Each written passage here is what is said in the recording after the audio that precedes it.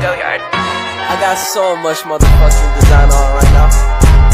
Break it down, bring it back, make it clap. I got 3 old thoughts, new block, where that thing, bitches on my line, and you know. Assalamualaikum warahmatullahi wabarakatuh. Perkenalkan kami dari saya sendiri, Dewi Maswiro, kemudian ada teman saya Tiffany dan Pujo Lambang Pamungkas yang akan mempresentasikan terkait dengan PPIC. Menurut kami terkait dengan kepanjangan dari PPIC sendiri yaitu Product Planning and Inventory Control, yang dimana di situ dalam bidang tersebut bekerja terkait dengan bertanggung jawab untuk menyiapkan proses produksi dari penyiapan bahan baku hingga akhir diproduksi menjadi barang jadi. Bukan hanya itu, terkait dengan PPIC juga beberapa metode dan ada beberapa jenis terkait dengan yang ada di dalam PPIC sendiri. Kemudian dari proses yang sudah dialami atau yang sudah dilakukan oleh PPIC sendiri, bahwasanya itu sesuai dengan tujuan dari masing-masing perusahaan maupun sesuai dengan keinginan yang ingin dituju. Dalam PPIC terdapat 2 bagian. Yang pertama yaitu perencanaan produksi, yaitu production atau planning, yang dimana sebuah organisasi, sebuah perusahaan pastinya mempunyai planning dan mempunyai tujuan masing-masing untuk mencapai dari tujuan tersebut dapat dibantu oleh PPIC. Kemudian untuk yang bagian yang kedua yaitu pengendalian dan persediaan atau bisa disebut dengan inventory control, yang dimana di situ setiap perusahaan maupun organisasi tersebut secara tidak langsung pasti mengalami controlling atau pasti mengalami pengendalian, yang dimana di situ ada leader dan dimana di situ ada tim yang bisa mengendalikan dalam sebuah perusahaan di bidangnya masing-masing. Menurut kami terkait dengan tugas PPIC sendiri itu sangat banyak, bukan hanya terkait dengan perusahaan, tujuan maupun terkait dengan pengolahan dan controlling.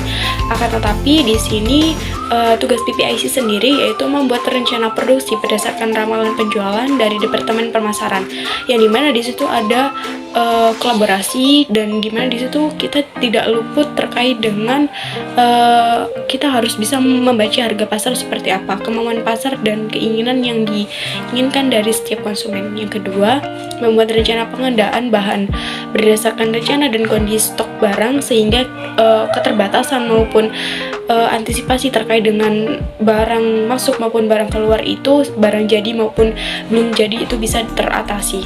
Yang ketiga yaitu memantau semua inventory baik dari proses produksi, stok yang ada di gudang maupun barang yang didatangkan. Sudah saya singgung dari awal bahwasanya terkait dengan planning dan manajemen yang baik itu juga harus diusahakan atau harus dikontrol kembali. Oleh karena itu dari sebuah perusahaan itu pastinya tentunya ada leader yang dimana di situ mampu untuk mengontrol semua yang ada di dalam perusahaan tersebut. Kemudian yang keempat, membuat evaluasi hasil produk. Dan di sini evaluasi yang dimaksud yaitu evaluasi untuk lebih baik ke depannya, yang dimana bukan hanya terkait dengan produknya tetapi tenaga kerja dan fasilitas atau infrastruktur yang ada di dalam perusahaan tersebut. Kemudian menghitung standar kerja karyawan setiap bulan berdasarkan masukan dari bagian produksi atau pengamatan langsung, yang dimana di situ sudah jelas bahwasannya lagi-lagi tugas dari leader terkait dengan tugas utamanya untuk meng-cross check atau meng-controlling terhadap semua perusahaan, semua barang masuk, barang keluar maupun yang ada di suatu perusahaan tersebut. Dan yang terakhir, melakukan pengiriman produk akhir kepada pelanggan. Di sini seringkali terkait dengan permasalahan atau sering terkait dengan komplain dari konsumen terkait produk-produk yang disampaikan. Mungkin yang selanjutnya akan dijelaskan oleh teman saya. Kemudian saya Tiffany Apila Kurniawan, nomor induk mahasiswa 2020310005, akan menjelaskan mengenai manfaat PPIC. Manfaat PPIC yang pertama yaitu untuk mengidentifikasi seberapa besar investasi dalam peralatan modal untuk produksi dalam suatu perusahaan. Di dalam PPIC ini dapat digunakan sebagai media untuk mengidentifikasi seberapa besar atau seberapa banyak modal yang dipergunakan untuk memproduksi barang dalam suatu perusahaan secara tepat dan akurat sehingga dapat meminimalisir terjadinya pembengkakan biaya dalam suatu perusahaan. Yang kedua yaitu mengurangi biaya investor. Dalam PPIC ini kita dapat mengidentifikasi atau memilih barang mana atau peralatan mana yang lebih bisa dipergunakan secara tepat dan efektif dalam produksi suatu perusahaan, sehingga dalam metode ini dapat memangkas biaya-biaya yang sebelumnya belum dibutuhkan dalam suatu proses produksi tersebut, sehingga hal ini juga dapat meminimalisir biaya dalam suatu produksi dalam suatu perusahaan itu sendiri. Sekian dari saya ucapkan terima kasih. Di sini saya akan melanjutkan penjelasan tentang PPIC atau Production Planning and Inventory Control. Yang pertama, skill yang diperlukan di bidang PPIC. Secara singkat, PPIC merupakan sekumpulan orang yang harus memiliki sifat pembelajar, analitik skill, dan sistematis. Biasanya orang-orang untuk bekerja di bidang PPIC ini berasal dari bidang pendidikan sarjana teknik dan logistik, administrasi bisnis, atau bidang lain yang relevan. Adapun keterampilan yang harus dimiliki oleh seseorang yang menjalankan bidang PPIC adalah yang pertama, ahli dalam menggunakan sistem Material Recruitment Planning atau MRP dan menghasilkan Master Production Schedule atau MPS. Yang kedua, memiliki pengetahuan yang sangat baik tentang perencanaan produksi dan prinsip-prinsip pengendalian kualitas. Yang ketiga, keterampilan organisasi dan analitik yang kuat. Keempat, kepemimpinan yang kuat dan keterampilan interpersonal. Yang kelima, menguasai matematika dan statistik.